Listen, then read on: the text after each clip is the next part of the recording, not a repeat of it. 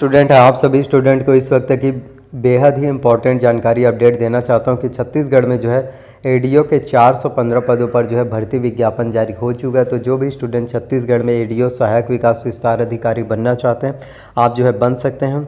और किस तरह से बनेंगे, कैसे आपको तैयारी करना है, कौन सी स्ट्रेटेजी आपको अपनाना है, क्योंकि व्यापम का सबसे बड़ा पोस्ट है। और एडीओ भर्ती परीक्षा में आपको जो है शुरुआती ही स्टार्टिंग वेतन की बात करें तो आपको 35,000 रुपये जो है हर महीने जो है सैलरी दिया जाएगा। तो आप किस तरह से सैलरी पा सकते हैं। और एडीओ के जो है 415 पदों पर जो आप लोगों के लिए भर्ती विज्ञापन जारी हो चुका है।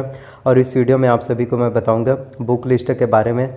और आपको एक चीज़ बताना चाहता हूं कि एडीओ भर्ती परीक्षा में आपके मैथ्स और रीजनिंग और इंग्लिश, जी हाँ, आपके मैथ्स रीजनिंग इंग्लिश से जो है प्रश्न नहीं पूछे जाते, जो आप लोगों के लिए बहुत ही ज़्यादा इंपॉर्टेंट है। काफ़ी स्टूडेंट होते हैं जिनको अंक गणित हो गया, तार्किक लॉजिक वाला जो रीजनिंग रहता है, मैथ्स रहता है, और इंग्लिश का आपका ग्रामर समझ में नहीं आता, और वो सोचते हैं कि काश में ऐसा रीजनिंग और इंग्लिश ना हो और हम एग्ज़ाम्स में अच्छे से परफॉर्मेंस कर सके, एग्ज़ाम्स में अच्छे से नंबर ला सके और हमारा सिलेक्शन हो सके और सीजी व्यापम में एडीओ अधिकारी हम बन सकते हैं।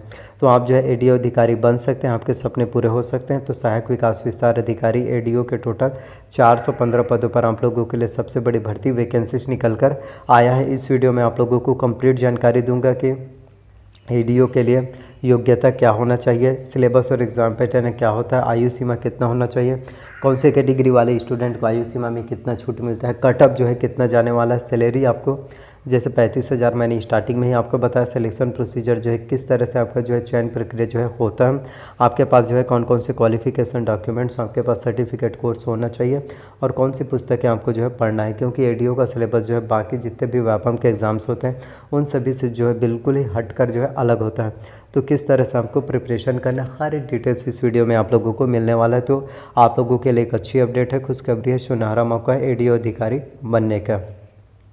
तो सबसे पहले मैं आपको बताना चाहता हूँ योग्यता के बारे में। तो यदि आप एडीओ अधिकारी बनना चाहते हैं तो इसके लिए आपके पास जो है ग्रेजुएशन कंप्लीट होना चाहिए, किसी भी सब्जेक्ट से हो, आपके पास स्नातक की डिग्री कंप्लीट होना चाहिए, किसी भी मान्यता प्राप्त यूनिवर्सिटी से, चाहे आपने बीए के हो, बीएससी के हो, बीकॉम के हो, और चाहे बी फार्मेसी के हो, नर्सिंग के हो, इंजीनियरिंग, पॉलिटेक्निक इंजीनियरिंग, चाहे बीटेक, बीएससी एग्रीकल्चर, कोई भी कोर्स वाले स्टूडेंट हो, बस आपका ग्रेजुएशन होना चाहिए।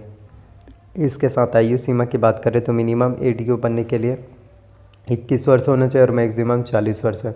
कैटेगरी वाइज छूट की बात करें तो एडीओ में जो एससी और एसटी कैटेगरी वाले स्टूडेंट रहते हैं उनको 5 वर्ष का छूट दिया जाता है, और ओबीसी कैटेगरी वाले स्टूडेंट को 3 वर्ष का छूट मिलता है। तो यदि आप एससी और एसटी कैटेगरी वाले स्टूडेंट हैं 45 वर्ष के, फिर भी आप जो है एडीओ भर्ती परीक्षा में आवेदन कर सकते हैं।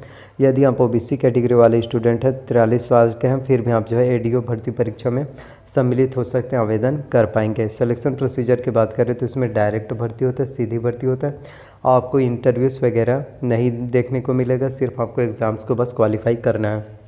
अब आगे मैं आपको बताता हूँ सिलेबस और एग्ज़ाम पैटर्न के बारे में, कट ऑफ लिस्ट के बारे में, बुक लिस्ट के बारे में कि कौन सी बुक आपको जो है कौन से सब्जेक्ट के लिए पढ़ना है, ताकि आप जो है छत्तीसगढ़ में एडीओ बन सके। तो एडीओ के टोटल 415 पदों पर आप लोगों के लिए भर्ती आया है। मैं आपको सिलेबस और एग्ज़ाम पैटर्न के बारे में कम्प्लीटली नॉलेज बताता हूँ। एडीओ भर्ती परीक्षा के सिलेबस और एग्ज़ाम पैटर्न के बारे में बात करें तो आपके एग्ज़ाम में कुल 150 प्रश्न जो है पूछे जाते हैं।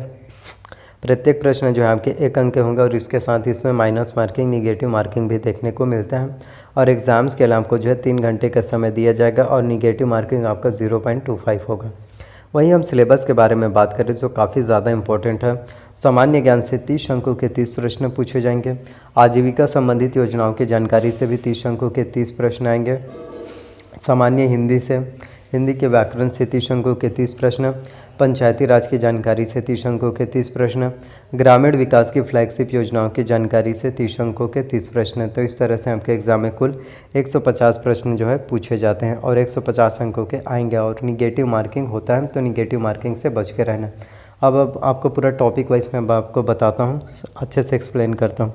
सामान्य ज्ञान की बात करें तो इसमें आपका राष्ट्रीय तथा अंतर्राष्ट्रीय महत्व की घटनाएँ, भारत का संविधान, राजनीतिक प्रणाली तथा भारतीय प्रशासनिक, छत्तीसगढ़ का सामान्य परिचय जिसमें हम छत्तीसगढ़ की भौगोलिक स्थिति, प्राकृतिक संसाधन, उद्योग, शिक्षा, प्रशासनिक ढांचा, छत्तीसगढ़ के इतिहास एवं संस्कृति, प्राचीन इतिहास, स्वतंत्रता संग्राम, पुरातात्विक एवं पर्यटन स्थल, संगीत एवं नृत्य, छत्तीसगढ़ की जनजातियाँ।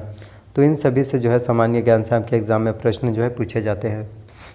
तो सामान्य ज्ञान की तैयारी करने के लिए सबसे पहले आपको टूटेजर ट्यूटोरियल्स का सामान्य ज्ञान लेना है। इसके साथ ही आपको हरिराम पटेल सर का कंपटीशन एकेडमी का छत्तीसगढ़ विशिष्ट अध्ययन लेना है, ताकि आपके छत्तीसगढ़ की तैयारी जो है अच्छे से हो पाएगा।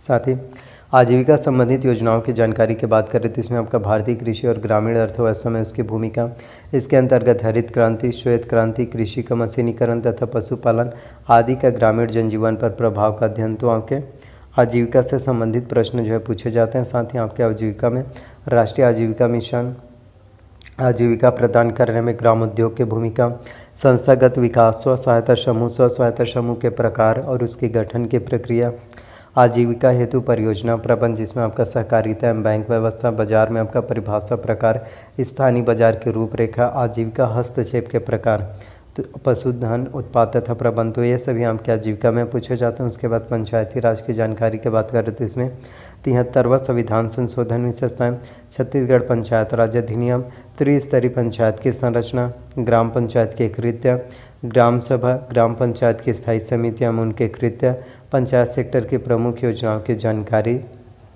यह आएगा। फिर ग्रामीण विकास की फ्लैगशिप योजनाओं की जानकारी, जिसमें आपका ग्रामीण विकास की विभिन्न योजनाएं, उसका उद्देश्य, पात्रता, मिलने वाली सहायता की जानकारी, ग्रामीण विकास की योजनाओं की संक्षिप्त जानकारी, जिसमें महात्मा गांधी राष्ट्रीय रोजगार गारंटी योजना, राष्ट्रीय ग्रामीण आजीविका मिशन, स्वर्ण जयंती ग्राम स्वरोजगार योजना, इंदिरा आवास योजना, एकीकृत जल ग्रहण प्रबंधन कार्यक्रम आम आदमी, बीमा योजना, प्रधानमंत्री ग्राम सड़क योजना, मुख्यमंत्री ग्राम सड़क योजना, सामाजिक अंकेक्षण।